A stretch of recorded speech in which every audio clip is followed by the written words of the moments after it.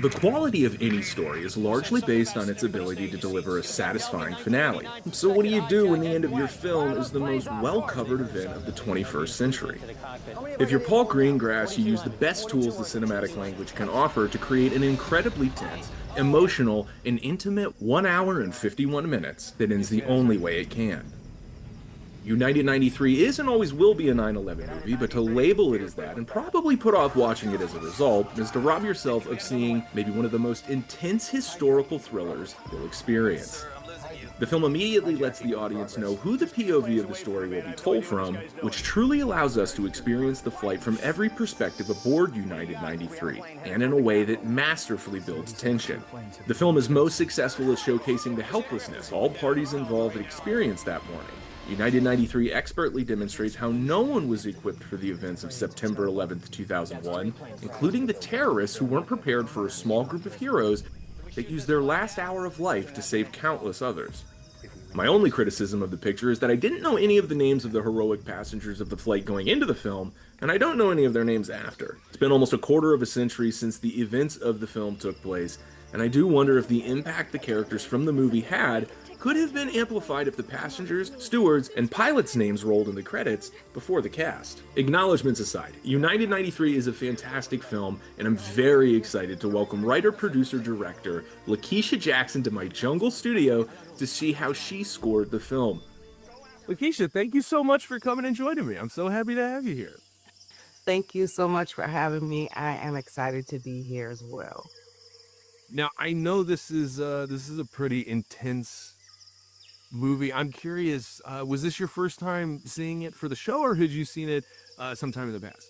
It was my first time watching the film for the show. It was intentional because I just did not want to relive that at all. It's one of those subjects, and there's a lot of them in cinema where, there's great movies, but it's a difficult subject, whether it's the Holocaust or something like that. And 9/11 movies have kind of, are obviously going to slowly and over time kind of become their own genre. And I think especially those of us, lions that are maybe a little bit older or were around when 9/11 happened, I think it's always going to be a tough subject. But that said, we break things down here on the show in 5 different categories, and we start with plot, specifically plot. Lakeisha, what did you think about it, especially considering this is, maybe the most famous day in the history of our lives? Watching it as a filmmaker, and it's so hard for me to watch things and not put that filmmaker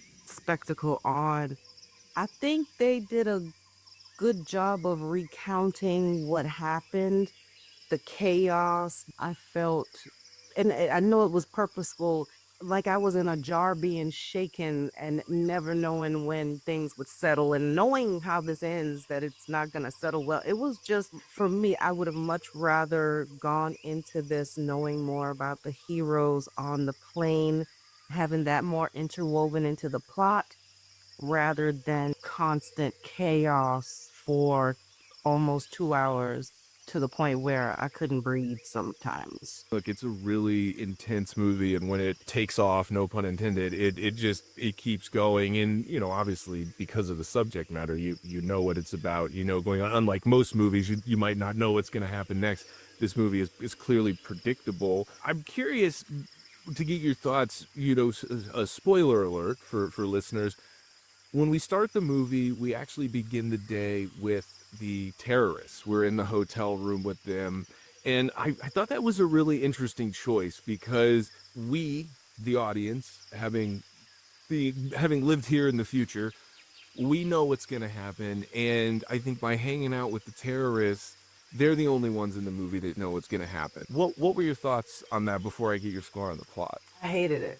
I could care less what, and I get why they did it. You got to see their little ritual and that they were preparing, but I didn't want to, they're humans, but I didn't want them humanized in that way. If they had, say, chosen some of the people going to catch their flights, it would have been that much more devastating. Right. So in a way, I get why they chose to go there. But if it's gonna be from the perspective of everybody, and it seems like every perspective was covered, I would have much rather them mix that with at least some of the people going to work that day to work in the towers, mix it up a little bit more than to just have us stick with these folks for a good 10 minutes in the beginning. And by the time they make it to the airplane, I'm just praying that why do I have to watch this knowing what's gonna happen? I did not like it. It sounds like you maybe would have got more out of the picture if there was a character you could have been emotionally grounded to throughout the movie and spent more time with, and maybe at the end had a relationship with that you could have kind of mourned and spent time with, as opposed to, like you said, it just kind of builds and builds and builds tension and then it's over. If say we woke up in the morning with the guy who actually got the I think it was American Airlines 11 was the first one they were having issues tracking. If we had started with him, say by the end of this tragedy we knew what was going to happen. If we maybe took the ride with him, it would have given me something to, because the last frame of this entire thing is the grass coming towards the front of the plane. Yeah. I would have rather seen this guy who had a hellish day come home and mourn with his family to give us some sense of something other than just the dread and horror. You know, they probably wanted it to be that way, but I would have much rather have some sort of balance instead of just crying snot bubbles, for like a good hour afterwards. It was intense. And then the thing is you find yourself wishing that somehow they make it out.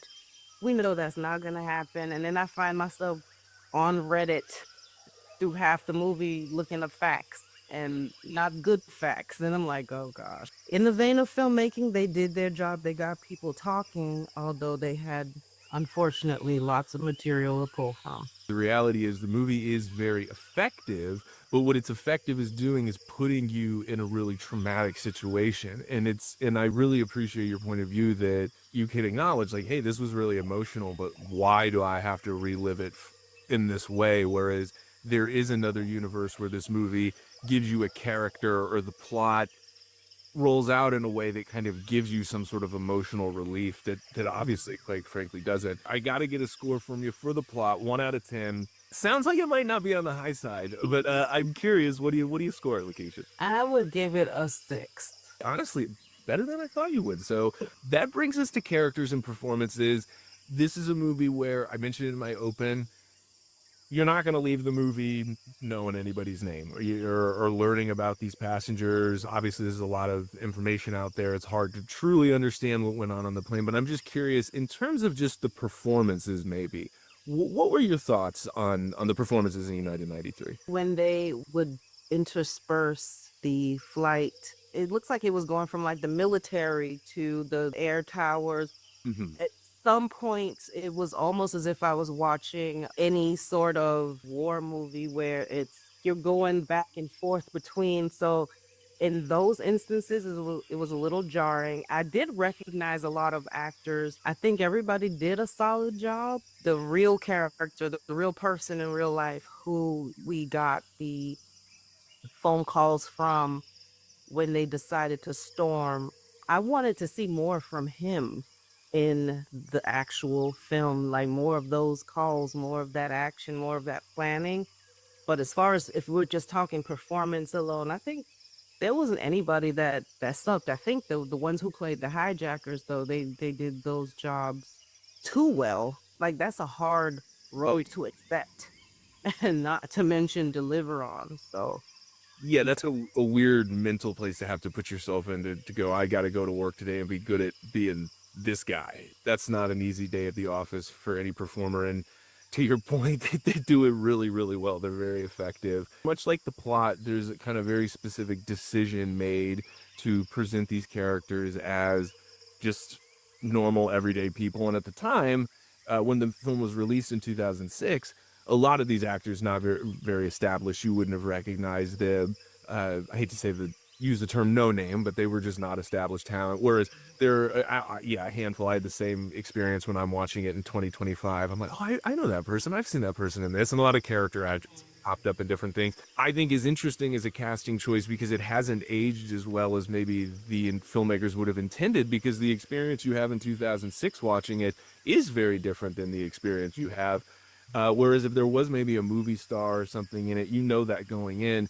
Instead of while I was watching it, I kept thinking, what did I see that person in? Where is that person? Were they in a Right. show I saw? And so that did pull me out a little bit. But everybody does give authentic performances. There actually are quite a few people in the movie who were basically played themselves. Were people, air traffic control agents or various military people who are not actors. So it is also impressive to see a movie where you do have trained actors and non-trained actors, and they're all kind of performing in a way that is on balance and on par, which is, I think, a choice probably the director made. Were there any passengers in particular that you really, I mean, I know you mentioned the one gentleman who was communicating on the phone, but was there anybody that you were able to kind of connect with and identify with in the movie? There were several. The flight attendants.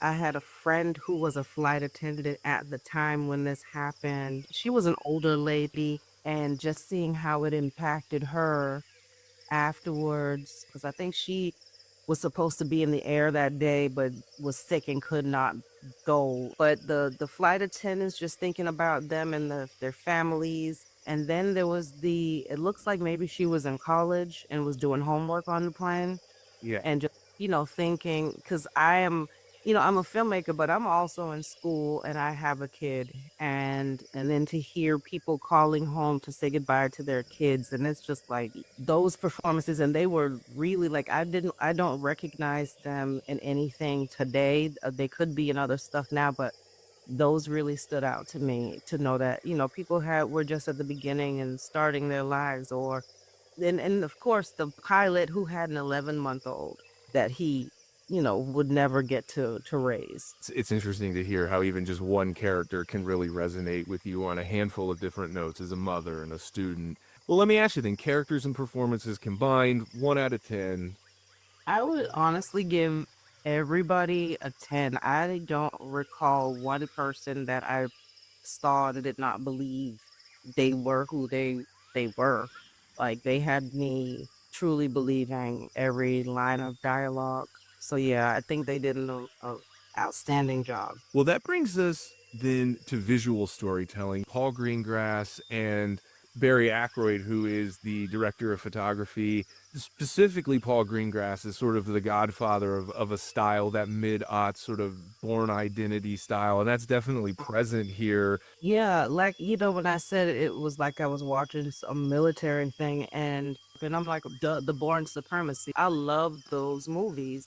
And it definitely felt like we could have been watching Situation Rooms discuss where Bourne was when he was traipsing about and disappearing all over the world. So it it worked in, the sense of chaos.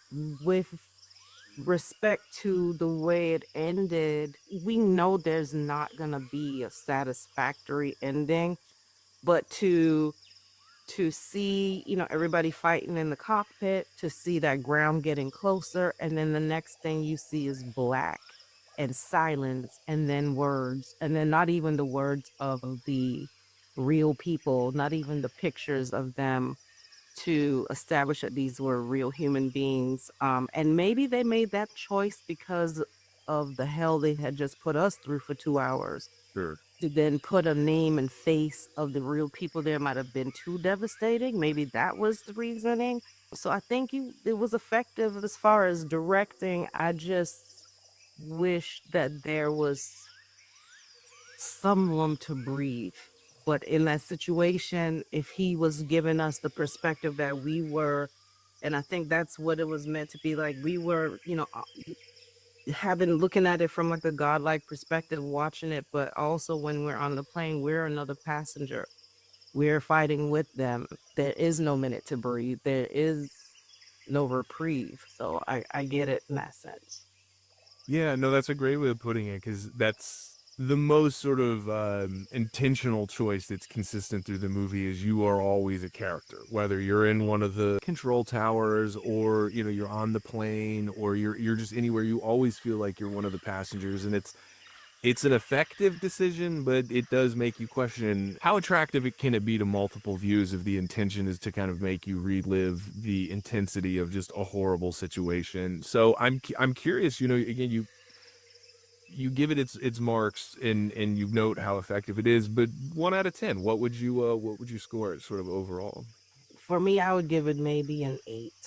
8 is locked in. That brings us to use of sound. We keep using the word intensity over and over again, and I think the sound design in this movie is intense to say the least. What did you think about sort of the details and the atmosphere that was created? Nothing really stood out to me. I think visually I was so caught up with what I was seeing. I don't even remember hearing papers rustling as people were frantically running around. The sounds on the plane when they're serving food or walking through, like it was kind of quieter than what you would think, but the chaos of what you were seeing, at least for me, I guess maybe they didn't choose to do as much chaos in the sound design. But once they decided to storm, those sounds stood out to me.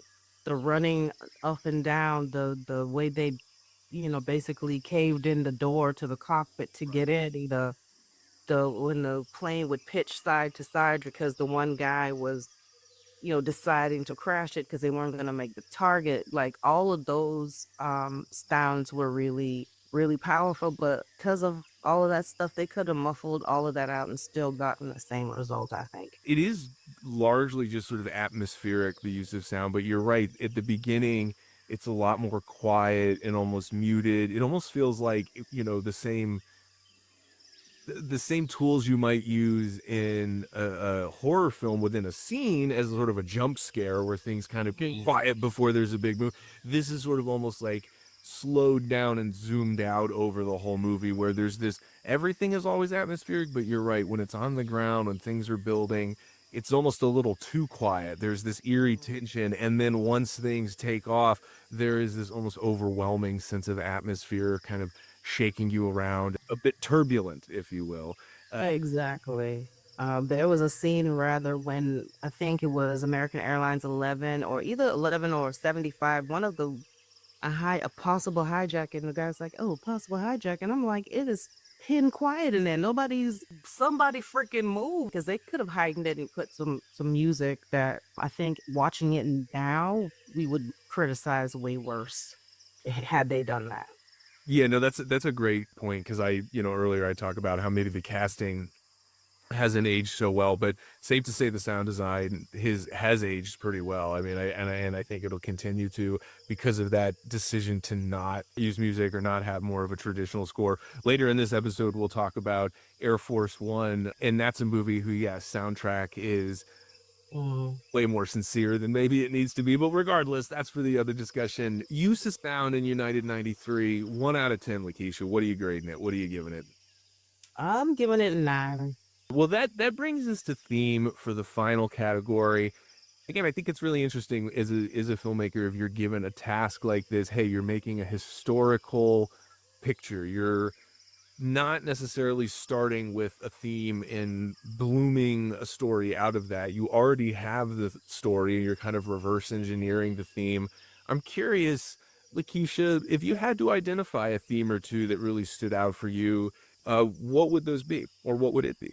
Watching the one of the hijackers, I don't know if any of it's historically accurate, tell someone that he loved them before he left to go and do this horrific thing.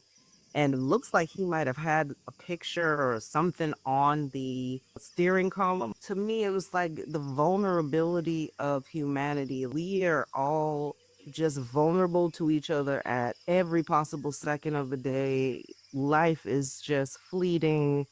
And at the end of the day, everybody just wants the right to live. And I think that's why they fought, because four guys with a fake bomb decided to do something, and I think it's just vulnerability to me, and the need and right to live in peace. It did really seem like this sort of portrait of almost how far people are willing to go to do what they believe in on both sides of the coin, whether it's strapping a fake bomb and orchestrating a plan to be part of a larger group to execute these terrorist attacks, or it's just a group of passengers that realize, hey, we're going to die regardless, so let's just use our last moments on life to do what we feel is right.